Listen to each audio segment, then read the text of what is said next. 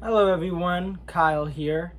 I don't think I've done a review in a while. I think the last review I did was Bullet Train. So I'm back, and I'm back to review the new Marvel Studios TV series on Disney Plus, She-Hulk.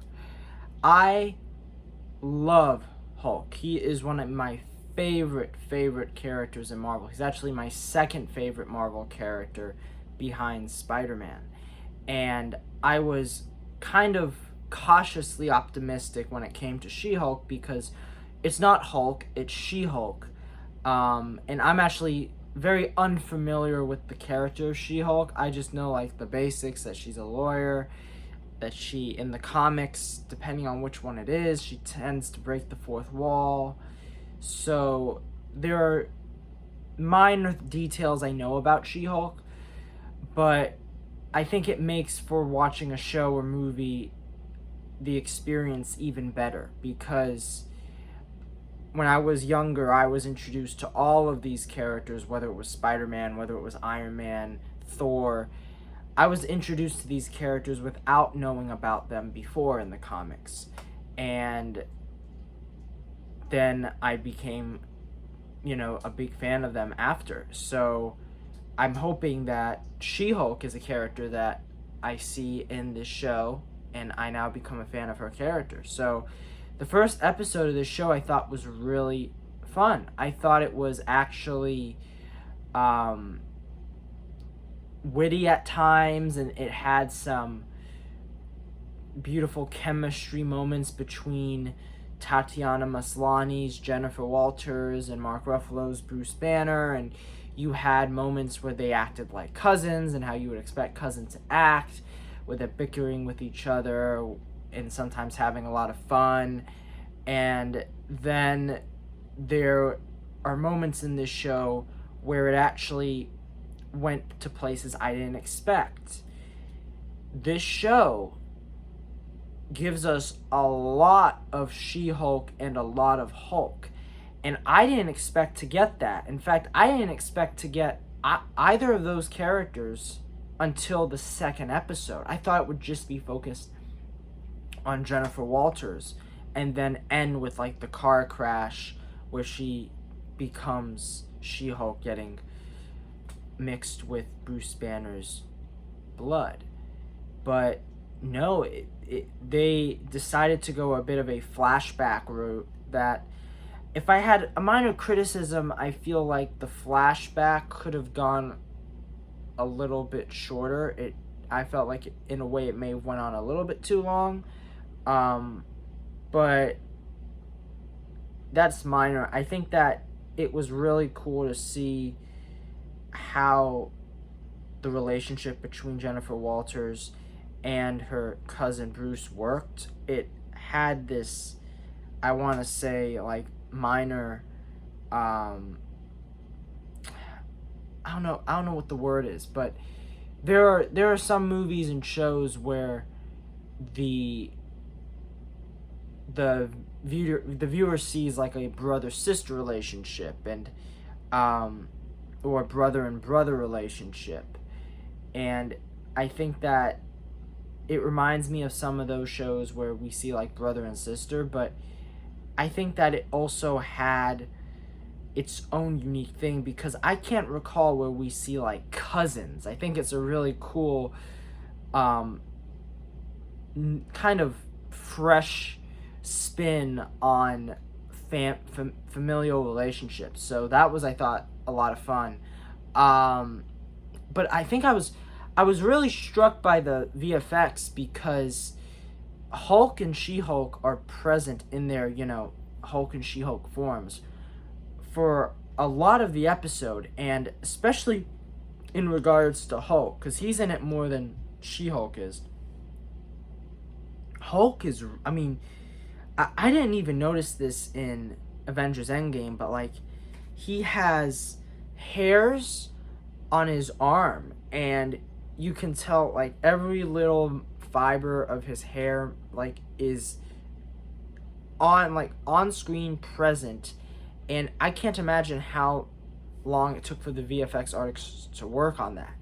I mean, the way he moves, it it looks just like any other film. It doesn't look like it's, TV Hulk. I mean, it looks to me like he would in Avengers Endgame, which is crazy because TV Hulk was so used to seeing Lou Ferrigno, and he isn't CG. He's a actual human being painted to be Hulk.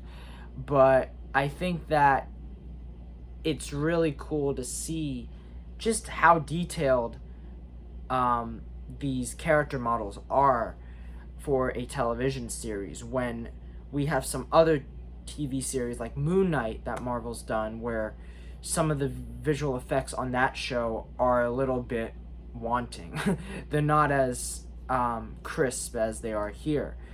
But She-Hulk too, like I remember when the first trailer came out, I was very worried about her visual effects, and I was like, oh, that does not look good. But I think that this episode proves that what they were doing was the right move, and it works, because I love her transformation. You actually see, like, her transformation isn't necessarily like Bruce's, where you basically see him, like, his whole body stretches out and he becomes a monster. Jennifer Walters, she doesn't exactly stretch out like Bruce, because she doesn't exactly get much taller. She, according to the description, she's 6'7", and I think she's maybe 5 foot something in the show. So she kind of just heightens a little bit, and her face changes a bit, but it's a very unique transformation. Also, what I like too is that they address the fact that Jennifer Walters doesn't change into like another being like Hulk did. Her transformation keeps her personality, and that added to some comedic moments. One with Hulk's binder, where he's trying to tell her that you have to be, focused on these lessons I've written out for you on how to control your other self. And then they throw it out because she doesn't have to worry about that.